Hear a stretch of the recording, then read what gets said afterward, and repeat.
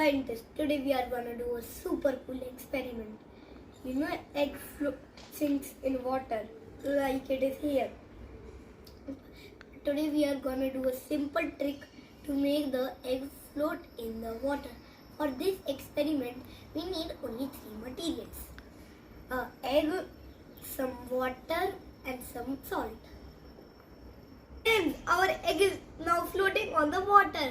Do you know why it happened? Because earlier, when the salt was not put, the egg was heavier than the water.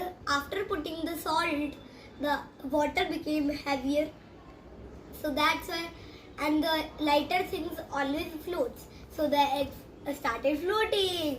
And if you want to see many more other videos, then you can like and subscribe my channel. Goodbye.